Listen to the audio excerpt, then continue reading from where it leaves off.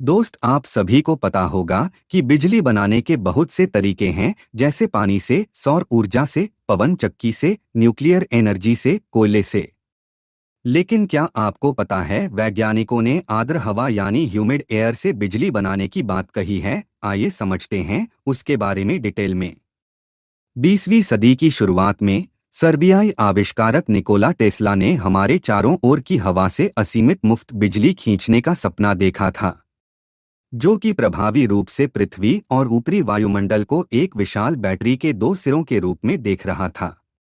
हालांकि उनके सपने कभी साकार नहीं हुए, लेकिन promise of air derived electricity यानी हाइग्रो इलेक्ट्रिसिटी का वादा अब फिर से शोधकर्ताओं की कल्पना पर कब्जा कर रहा है।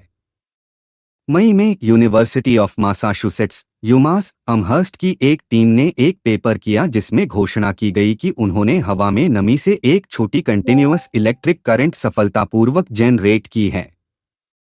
यह एक चौंकाने वाला दावा है। इस स्टडी के लीड ऑथर प्रोफेसर जून याओ कहते हैं, सच कहूं तो यह एक दुर्घटना थी। हम वास्तव में हवा में नमी के लिए एक सरल सेंसर बनाने में रुचि रखते थे, लेकिन किसी कारण से जो छात्र उस पर काम कर रहा था वह बिजली का प्लग लगाना भूल गया।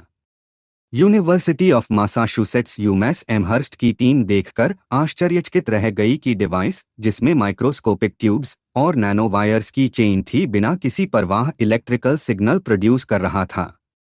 प्रत्येक नैनो वायर ह्यूमन हेयर के डायामीटर के 1000वें हिस्से से भी कम था, इतना चौड़ा कि हवा में मौजूद वाटर मोलिक्यूल इसमें प्रवेश कर सके, लेकिन इतना संकीर्ण कि यह ट्यूब के अंदर इधर-उधर टकरा जाए।